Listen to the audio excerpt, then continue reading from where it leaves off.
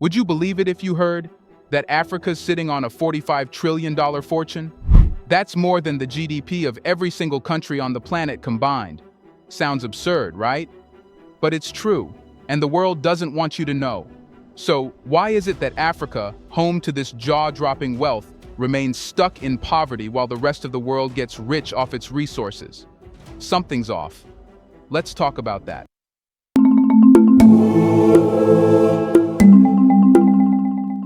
If Ebola has an outbreak in the Western world, will the media in the Western world treat it the same way? I mean, I was in a taxi in New York, and I was talking to the driver. The driver said, "Where do you come from? You have an accent." I said, "I'm from West Africa." The first word that come out of his mouth is Ebola. I mean, that's what the media are doing. Do you think that everybody in Africa have Ebola? I was giving a lecture in a primary school in Palm Beach. A little boy, 9 years old, tell me, "Did all the African kids, we can see the ribs?" That's the image you give to people. I mean, the media have responsibility in this. The outbreak of Ebola is there. What are we doing to help strengthen the health system of those countries?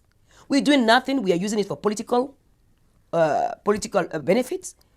I mean, it's just like, looks like the Western is the hyena feeding on the misery of African people to make themselves elected or to take benefit out of it. They should be shameful doing this. You don't get to see the positive image of Africa, so we are here to set the record straight. Welcome to the ultimate truth bomb you probably never heard before. Africa, the richest continent on Earth, is being held hostage by its wealth. It might sound absurd, but the truth is staggering.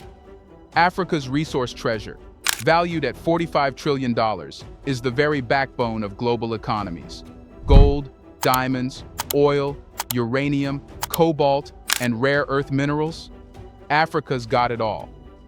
But here's the twist. This treasure isn't helping the African people, it's helping everyone else. And we are not talking about the help Africa has been getting from aid packages. No, we're talking about how the very wealth under its soil is being systematically drained, leaving the people with nothing. So, where are these trillions going? Why is Africa, despite being so rich in resources, still one of the poorest regions on Earth? The answer lies in a global system of exploitation that keeps the wealth flowing out of Africa and into the pockets of foreign powers. Every time people outside of Africa use their phones, drive their cars, or even turn on their lights, they're using materials that come from Africa. But guess what? The people of Africa don't see a dime of this. Instead, the continent is trapped in a cycle of poverty while the rest of the world continues to grow richer off its resources. Let's talk about oil. Africa's oil reserves are among the largest in the world, with countries like Nigeria, Angola, and Libya sitting on massive deposits. The oil reserves in Nigeria alone are worth trillions of dollars. Yet Nigeria remains mired in poverty, with 40% of its population living below the poverty line. The oil-rich Niger Delta, which produces 80% of Nigeria's oil, is a region plagued by environmental destruction, unrest, and poverty. The reason? Much of the oil extracted from this region is controlled by foreign multinational corporations, like Shell and ExxonMobil. These companies can extract oil at bargain prices, thanks to corrupt deals and weak regulatory oversight, and then ship it out of Africa, leaving very little for the Nigerian people. In Angola, a similar story plays out. Despite being one of Africa's largest oil producers, Angola has a GDP per capita lower than that of many other African nations. Why? Because the wealth generated by Angola's oil industry has been siphoned off by foreign corporations and government elites. Oil exports account for nearly 90% of Angola's revenue, yet the majority of the population lacks basic infrastructure like clean water, healthcare, and education. The country's oil wealth flows out to foreign companies and accounts for the prosperity of foreign markets, while the people of Angola remain in poverty. Now let's take a look at Africa's diamonds, sparkling treasures worth billions that continue to enrich the West. Countries like Botswana, South Africa, and the Democratic Republic of Congo (DRC) have some of the richest diamond mines in the world. Africa produces about 60% of the world's diamonds. But here's where it gets ugly. Much of Africa's diamond wealth has been controlled by foreign-owned companies and smuggled into international markets. These diamonds, which are used in everything from jewelry to industrial tools, are often mined under exploitative conditions by workers who receive little to no compensation. Take the DRC, for example. The DRC holds some of the world's largest diamond and mineral deposits, yet it is one of the poorest countries on the planet. Despite being rich in resources, the DRC struggles with conflict, corruption, and instability. The reason? Global companies have continuously plundered the country's wealth while leaving the people behind. The wealth from these diamonds often ends up in the hands of multinational corporations based in the US, China, and Europe.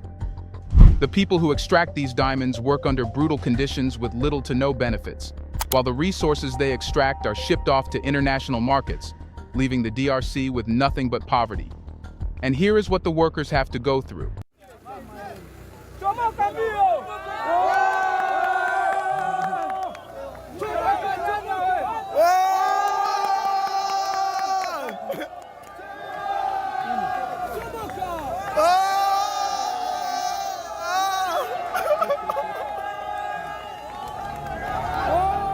Here's a reminder to please like and share the video and subscribe to our channel to watch more videos on Black culture, history, civilization, and identity. Let's continue now. Let's talk about cobalt and rare earth minerals, elements that are essential for modern technology. Without these minerals, we wouldn't have smartphones, electric cars, or even wind turbines. And guess where most of these minerals come from? Africa. The Democratic Republic of Congo, for instance, produces over 60% of the world's cobalt, a mineral essential for powering lithium-ion batteries in everything from smartphones to electric cars. Yet, despite being the source of this critical mineral, the DRC remains one of the poorest countries in the world. Why? The cobalt industry in the DRC is largely controlled by foreign companies, including Chinese firms, that profit immensely from the resource. The local population sees very little of this wealth. Workers in the cobalt mines often work in dangerous conditions with little pay, all while foreign corporations rake in billions. The same goes for other minerals like gold, diamonds, and copper, which are extracted and shipped off to foreign markets, leaving the African people with little to no financial benefit. The wealth generated from these resources is funneled to foreign investors, while the DRC and other mineral-rich African nations are left with environmental consequences and none of the economic rewards. And this isn't some random, isolated problem. This is a system of exploitation that's been set up and maintained by foreign powers and multinational corporations for centuries. In the past, colonial powers like Britain, France, and Belgium established systems that allowed them to extract Africa's resources with little regard for the well-being of the people. And while colonialism might be officially over, the systems that were put in place are still alive and kicking. Take the example of French Africa. Despite many countries in Africa gaining independence in the 1960s, they remained economically tied to France through the CFA franc. This currency, used by 14 African countries, is backed by the French treasury, meaning that the wealth of these nations is essentially controlled by France. Not only does this keep Africa dependent, but it also ensures that the resources from these countries continue to flow into French coffers. It's a modern-day form of economic colonialism that keeps Africa's wealth locked away, while foreign powers benefit from its resources. Then there's the role of international trade policies. Global trade is designed to benefit the wealthiest countries, those that control the means of production, infrastructure, and technology. African nations are often forced into trade deals that benefit foreign corporations and leave their industries underdeveloped. The extraction of resources, whether it's oil, diamonds, or minerals, continues to serve the interests of the global powers while leaving Africa to clean up the mess. Amidst the staggering wealth beneath its soil, why is Africa continuously portrayed as poor? Why do the global media and mainstream narratives paint the continent as a place of desperate need and perpetual struggle, when in reality, it holds resources worth trillions? The answer lies in a deliberate system of manipulation and concealment. While Africa's resources are being stolen by foreign powers, the vast majority of the world has no idea how deep this exploitation truly runs. Worse, those who dare to speak out about it are often silenced or ignored. For decades, the narrative about Africa has been shaped by those with the power to control the media, the narratives, and the global economic structures. Africa is framed as a continent of poverty, strife, and underdevelopment. But this is far from the full picture. The reason Africa remains poor in the eyes of the world isn't because it lacks wealth. It's because that wealth is hidden, siphoned away to foreign shores. And to keep the global population from questioning this, the true scale of Africa's resource extraction is kept under wraps. The international media often paints Africa as a place in constant need of foreign aid, when in reality, Africa is a victim of one of the greatest heists in modern history. Take the United Nations or international non-governmental organizations, NGOs. Many of them are built on the idea that Africa is a resource-poor continent that requires continuous help. But what's rarely discussed is how the West has been systematically draining Africa of its resources for centuries, starting with colonization and continuing in the form of neocolonialism. This media narrative isn't an accident.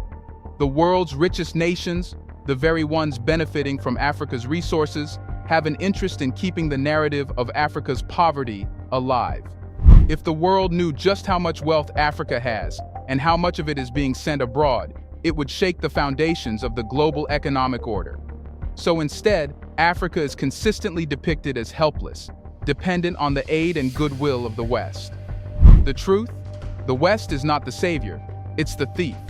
But here's where things get even darker. Those who dare to speak the truth about Africa's stolen wealth are often silenced or marginalized. Take the case of activists and journalists who try to expose the extraction of resources or the exploitation of African workers. They face harassment, threats, and even violence. The global powers that benefit from Africa's poverty work tirelessly to ensure that the story of Africa's wealth never reaches the masses. In countries like Nigeria, for example, environmental activists who speak out against oil extraction and its destruction of local communities are often met with violent reprisals. In Angola, whistleblowers who attempt to expose corruption in the oil industry face imprisonment or worse. The message is clear. Anyone who dares to shed light on the exploitation of Africa's resources is targeted. Even when African leaders try to reclaim control of their nation's resources, they often face fierce opposition from global powers. Consider the case of Thomas Sankara, the former president of Burkina Faso, who attempted to nationalize the country's resources and reject foreign aid. Sankara was eventually assassinated in a coup, backed by interests that feared losing control over Africa's wealth. The same pattern has repeated itself throughout the continent. Whenever African leaders attempt to stand up for their people and claim their resources, they're either overthrown or silenced. And what West says about it? There's another level to this silence. The Western governments and corporations that benefit from Africa's stolen wealth work together to suppress any serious discussion of Africa's true economic power. By controlling the global financial system, multinational corporations, and the international media, they prevent the world from ever truly understanding the scale of the plunder taking place. The story of Africa's poverty serves as a distraction from the real issue. If Africa were to tap into its full economic potential, the entire global system would shift. Imagine if Africa, with its $45 trillion in resources, decided to stop exporting raw materials and instead started processing and manufacturing locally. It would have the power to challenge the West economically, and it would shift the balance of power on the global stage. But that's the last thing global powers want. So, they keep the narrative of Africa's poverty alive, continuously pushing the idea that Africa needs help, all while draining its wealth. In reality, the global system is designed to keep Africa in a state of dependency. The silence is part of the plan. By denying Africa the ability to process its resources and by keeping the true wealth under the radar, the West can continue to profit from Africa's land while keeping its people in poverty. But what can be done? The solution isn't more foreign aid. Let's get this clear. Africa doesn't need charity. It needs control over its resources. Aid has been a tool used to keep the continent dependent, while its wealth is siphoned off. Africa is rich beyond measure. $45 trillion worth of resources sit beneath its soil, yet it remains in a state of poverty and underdevelopment. To break free from the global exploitation machine, African nations must demand and assert control over their resources. The continent doesn't need to keep exporting raw materials for others to profit from. It needs to build infrastructure that allows it to process, refine, and add value to these materials locally.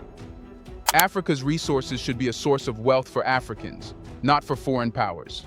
The first step in this process is self-reliance. African nations must focus on processing their resources, rather than sending raw materials to the West for refinement. Building the infrastructure to process raw materials is just one piece of the puzzle. Africa also needs to invest heavily in education, technology, and innovation. The next generation of African leaders, entrepreneurs, and skilled workers will be the ones who build the industries of the future. But the process of reclaiming Africa's wealth won't be simple.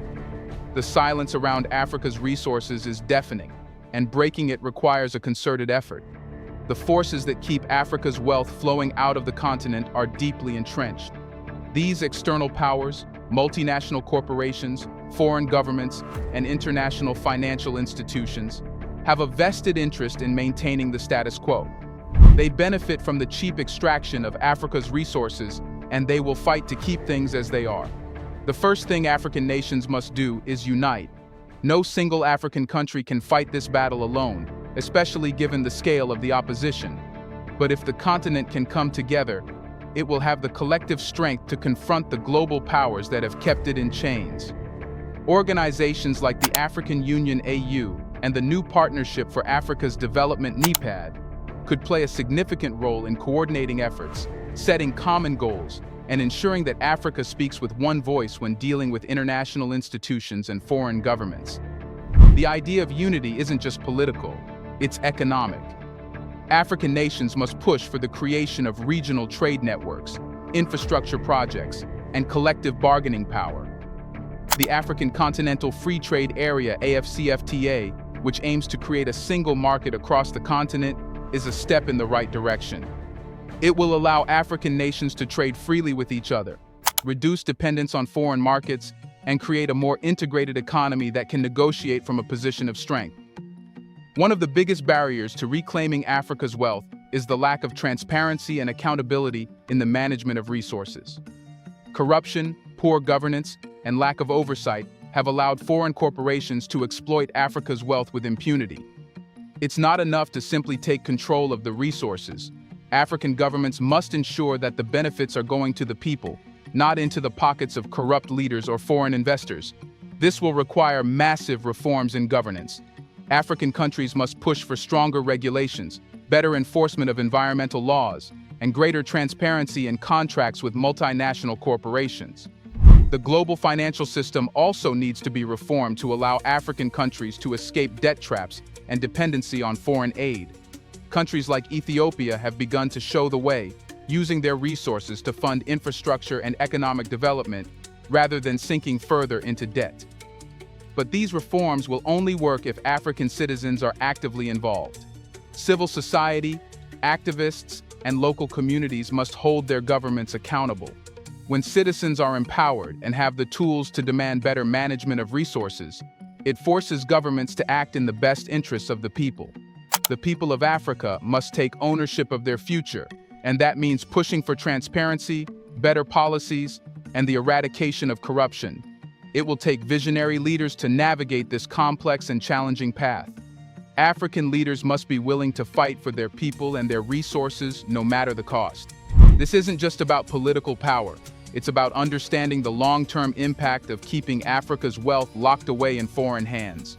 Leaders like Thomas Sankara of Burkina Faso, who fought for African self-sufficiency, and Julius Nyerere of Tanzania, who championed the idea of economic independence, showed that Africa can chart its path. While both leaders were ultimately silenced in different ways, their ideas still resonate across the continent today. The African Union must support these leaders and foster a new generation of politicians who are committed to the cause of African economic freedom. These leaders must reject the corrupt deals, foreign influences, and aid dependency that have kept Africa impoverished for so long. Instead, they must focus on building sustainable, self-reliant economies that prioritize the well-being of African citizens. The road to reclaiming Africa's wealth won't be easy. The forces that benefit from Africa's poverty will fight tooth and nail to maintain the status quo. But the opportunity is there. Africa's $45 trillion in resources is a treasure that could fuel the economic transformation of the continent if it's allowed to stay in African hands. It's time for African nations to unite, demand accountability, and take charge of their destinies. Will Africa take this opportunity to break free from the chains of exploitation, or will it continue to let the world dictate its future? Do you think Africa can change? Let us know in the comments section. What happens when Africa gets back things that rightfully belong to Africans? Do you want to watch more videos like this one? If so, subscribe to our channel and press the bell icon next to it. We have decided to bring videos on something nobody talks about: the Black culture, civilization, history, and evidence about how glorious Blacks have been. Thanks for watching, and until the next video, stay tuned.